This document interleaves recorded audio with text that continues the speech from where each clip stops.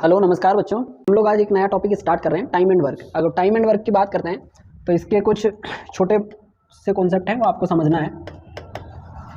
क्या है हमारा टॉपिक? Time and work. अगर हिंदी में इसकी बात करें तो क्या है? समय और काम या कार्य। लेकिन ये टॉपिक में जो नाम लिखा हुआ है इसमें एक चीज़ और गायब है, उसको समझना बहुत ज़्यादा ज़रूरी है। क्षमता।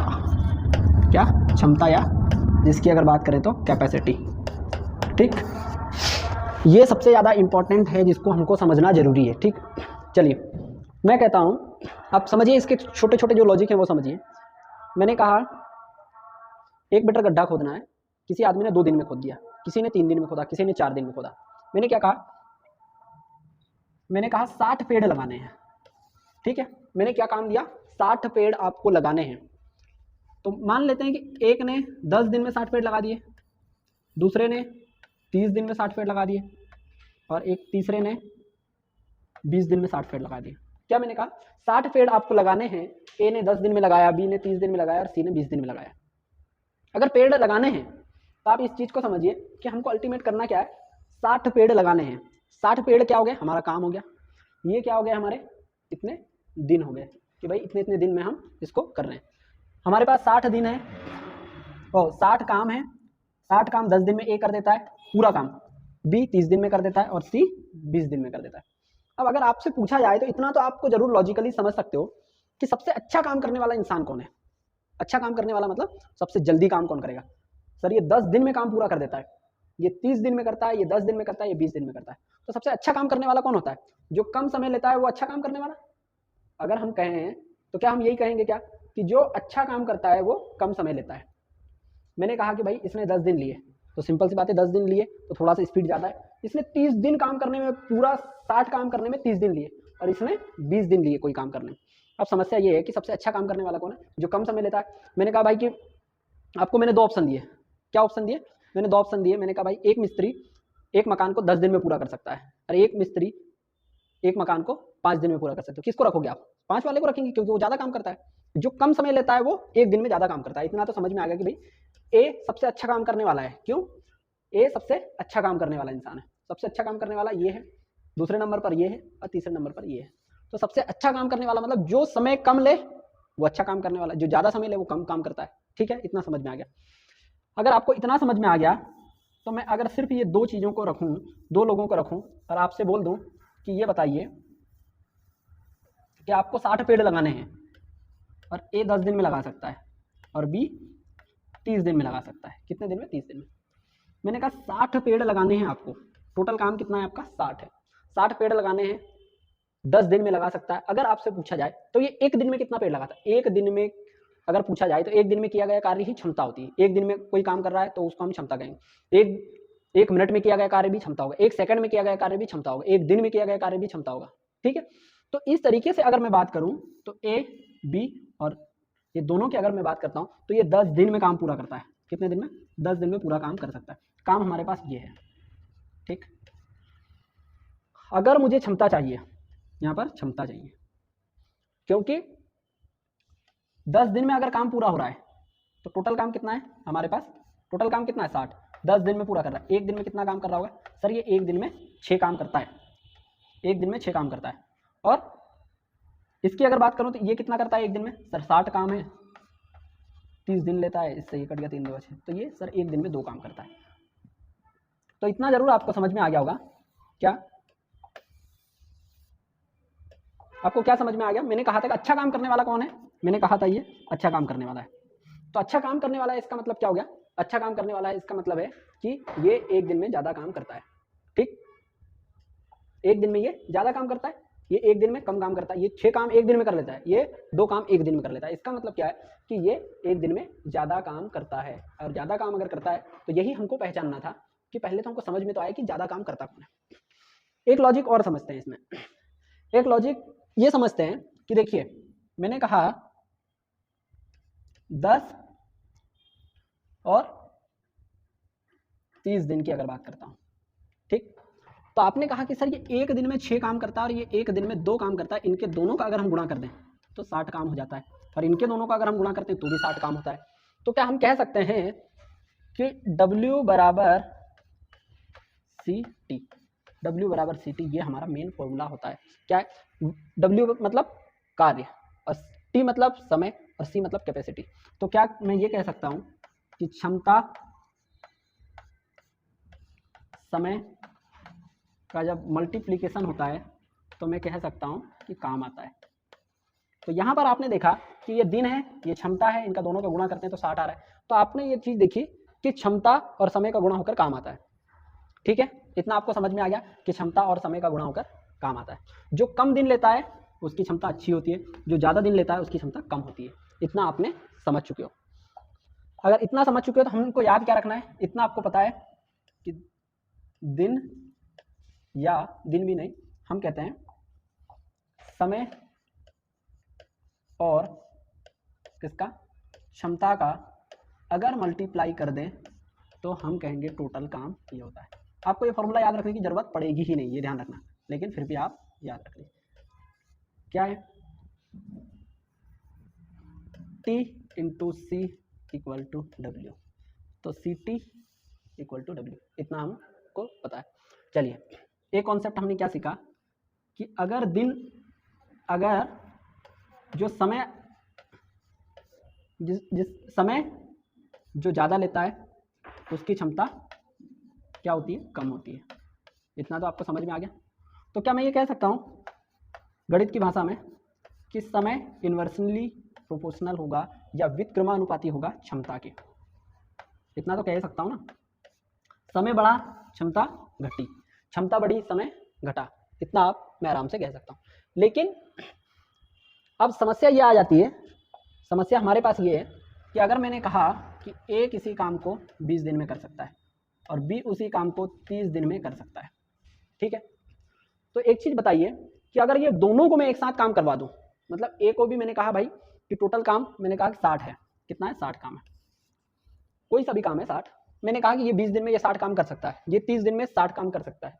तो क्या मैं ये कह सकता हूँ कि अगर ये दोनों को मिला दूं साथ में, अगर साथ में दोनों को मिला देता हूँ, ए को और बी को कहा कि भाई तुम दोनों मिलकर अब काम करो, किसको, ए और बी को दोनों को मैंने कहा कि तुम दोनों ही मिलकर काम करो, तो मैं क्या कह सकता हूँ कि दोनों अगर साथ में मिल जाए, तो इतना तो आपको जरूर मालूम है कि कोई ए अकेला, मैंने कहा कि भाई अकेला आदमी ये गड्ढा खोदने का काम करो 60 मीटर, मान लेते हैं 60 मीटर का गड्ढा है, अकेले ए को कहा तो उसने 20 दिन लगा दिए, अकेले बी को कहा तो 60 दिन लगा दिए। लेकिन जब दोनों को एक साथ लगा दिए तो सिंपल सी बात है, इतना तो जरूर पता होगा सर, दोनों अगर साथ में लग जाए तो इसका मतलब कुछ ना कुछ 20 से भी कम दिन आएंगे और 30 से भी कम ही दिन आएंगे। क्यों आएंगे? क्योंकि दोनों लोग साथ में मिल गए। अब दोनों लोग अगर साथ में मिल गए, इसका मतलब क्या है, ये आपको समझ में आना चाहिए। दोनों लोगों का साथ में मिलना मतलब एक आदमी आ जाए तो एक आदमी आया, फिर दूसरा आदमी आया, दोनों अगर साथ में आ जाए तो दोनों की क्षमता जुड़ जाएगी।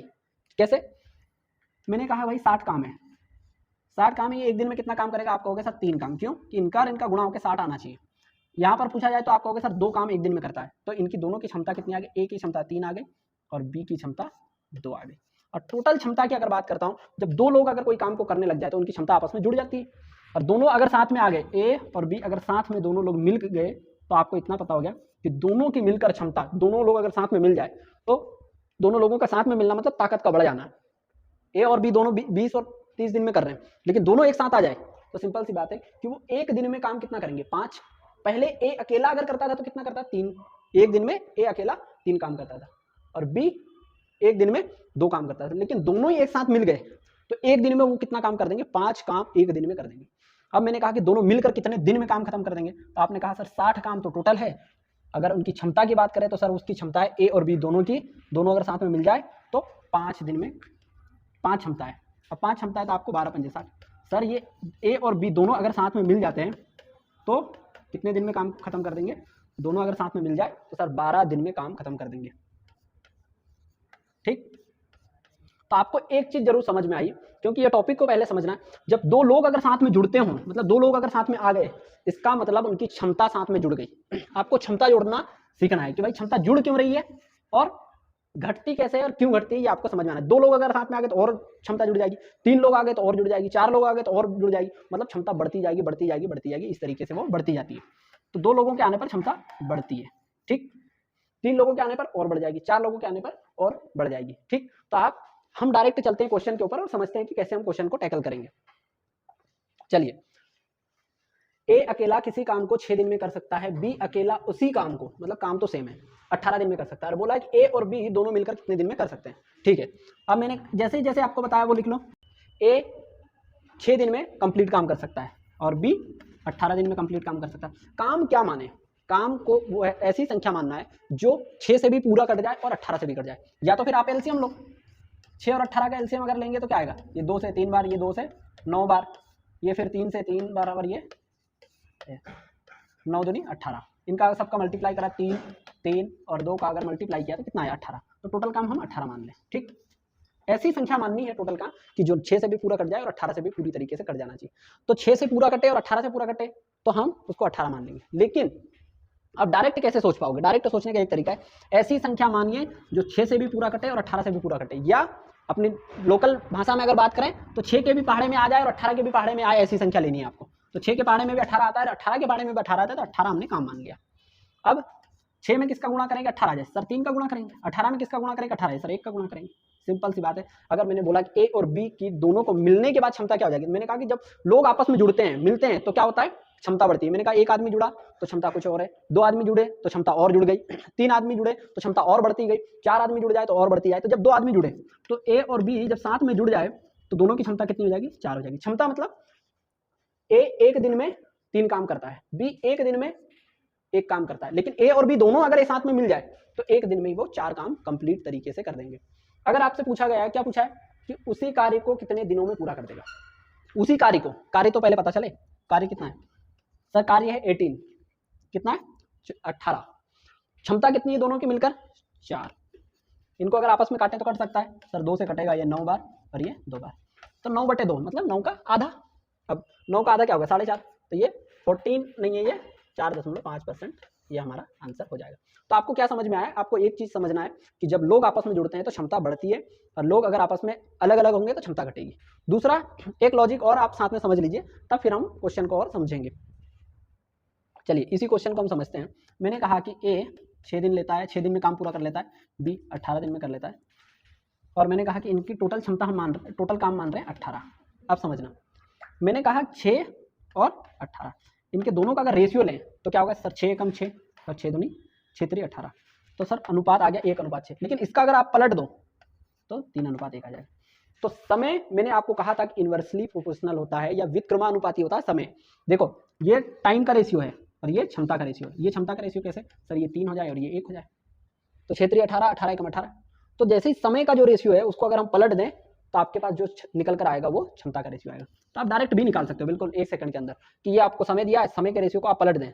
जैसे समय के रेशियो को पलटा, ये इनको अगर हम आपस में काट रहे हैं तो क्या रहा, 1 और 3, ये समय का रेशियो आ गया। समय के रेशियो को आपने पलट दिया, 3 ऊपर गया 1 नीचे आया। तो आपने जैसे ही इनकी क्षमता के रेशियो को आपस में पलटा, समय के रेशियो को पलटा तो क्षमता का रेशियो आ गया, क्षमता आपके पास निकल कर आ गई 18। ओ क्षमता क्या, काम आपके पास निकल कर आ गया 3, और 6 और 3 का गुणा कर रहे हैं 18। तो आप क्षमता भी डायरेक्ट निकाल सकते हो। तो आपने क्या देखा था कि समय इन्वर्सली प्रोपोर्शनल होता है किसके, क्षमता का। क्षमता बढ़ेगी तो समय घटेगा, और समय बढ़ेगा तो क्षमता घटेगी, है ना। चलिए ठीक है, इस तरीके से हम इसको कर सकते हैं। नेक्स्ट क्वेश्चन पर चलते हैं और समझते हैं। अब अपने पास क्या दिया, ए अकेला किसी कार्य को 12 दिन में कर सकता है, बी अकेला उसी कार्य को 8 दिन में कर सकता है, सी अकेला उस कार्य को 24 दिन में कर सकता है। अब हमारे पास 3 वेरिएबल आ गए, 3 वेरिएबल को हमको समझना है कि किस तरीके से हम 3 वेरिएबल को लें। जो जो आपको बताया, जिस तरीके से बताया आप वैसे डायरेक्ट करना स्टार्ट करिए। ए कितने दिन में काम पूरा कर सकता है सर, 12 दिन में कर सकता है। बी कितने दिन में कर सकता है, 8 दिन में कर सकता है, और सी 24 दिन। अब समस्या ये है कि ऐसी कोई संख्या माननी है टोटल काम, या तो एलसीएम ले लीजिए। एलसीएम से अच्छा है कि आपको थोड़े से अगर पहाड़े याद है, टेबल याद है, तो आप आराम से कर सकते हो। 12 8 और 24, 12 8 और 24, ऐसी कोई संख्या देखनी जो 12 से भी कट जाए, 8 से भी कट जाए, 24 से भी कट जाए। जो तीनों के पहाड़े में कोई संख्या आती है कि 12 के पहाड़े, 8 के पहाड़े, 24 के पहाड़े में, तीनों में कोई संख्या आती है। आपने कहा सर 24 ऐसी संख्या है जो 12 के पहाड़े में भी आती है, 8 के पहाड़े में भी आएगी और 24 के पहाड़े में भी आएगी। ठीक है, तीनों के पहाड़े में आती है। मैंने कहा ऐसी संख्या बताइए जो 12 से मल्टीप्लाई करने पर 24 आ जाए। सर 2 का अगर मल्टीप्लाई कर दें तो 24 आ जाए। तो सिंपल सी बात है, ये अपना टाइम निकल गया, ये हमारा सी निकल गया, और ये हमारा वर्क निकल गया। मैंने कहा था CT = W। तो अब यहाँ पर अगर बोला जाए बी का किसका गुणा करें कि 24 आ जाए, सर 8 3 24 होता है, 3 आएगा। 24 में किसका गुणा करें सर, 1 का गुणा करें तो 24 आ जाएगा। आपसे पूछा क्या है, तीनों मिलकर कितने दिन में काम पूरा कर देंगे। अब तीनों को पहले मिलाएं। अब 3 मिलेंगे तो आपको क्या बताया था मैंने कि तीनों को मिलाने पर क्षमता आपस में जुड़ती है। 3 लोग मिल गए ना, एक लोग सिंगल है तो कुछ उसकी क्षमता कुछ और है। जब 2 लोग मिल गए तो क्षमता और बढ़ जाएगी मतलब अगर दोनों की एक की क्षमता 2 है और एक की 3 है, अगर दोनों में मिल गए तो 5 क्षमता हो जाएगी। अब 3 लोग मिल गए तो 3 लोगों की क्षमता क्या आ जाएगी, ए बी और सी, तीनों की मिलकर क्षमता क्या आ जाएगी, 2 और 3 5, 5 और 1 6। ठीक, टोटल क्षमता हमारी 6 हो गई। अब टोटल क्षमता 6 हो गई, टोटल काम कितना है सर 24 है। 6 को जब 24 से डिवाइड करें, 6 चुकू 24, तो हमारे यहाँ 4 दिन में कंप्लीट काम कर देंगे तीनों मिलकर। अब 4 दिन में अगर कर देंगे तो आपको ये जरूर समझ में आ गया होगा कि जो भी चीज़ निकल कर आ रही है वो कहीं ना कहीं आपने ये जरूर देखा कि 3 लोग अगर मिल रहे हैं तो सबसे कम दिन ले रहे हैं वो 3 लोग। सिंपल सी बात है, अकेला ही अगर 12 दिन में कर सकता है, बी अकेला 8 दिन में कर सकता है, सी अकेला 24 दिन में कर सकता है, तो तीनों अगर साथ में मिले हैं तो कहीं ना कहीं 12 से भी कम समय लेगा, 8 से भी कम समय लेगा, 24 से भी। तो अब आपको ये पता चल गया कि 4 दिन में ये लोग तीनों अगर साथ में मिल जाए तो 4 दिन में कंप्लीट काम कर देंगे। ठीक है, तो इस तरीके से आप समझ पाए कि हम क्षमता को क्यों जोड़ते हैं, और क्षमता का उल्टा समय का रेशियो होता है, समय का उल्टा क्षमता का रेशियो होता है। 2 चीजें आपने देखी। तीसरी चीज क्या देखी आपने कि जितने लोग जुड़ते जाएंगे उतनी क्षमता बढ़ती जाएगी। ठीक है,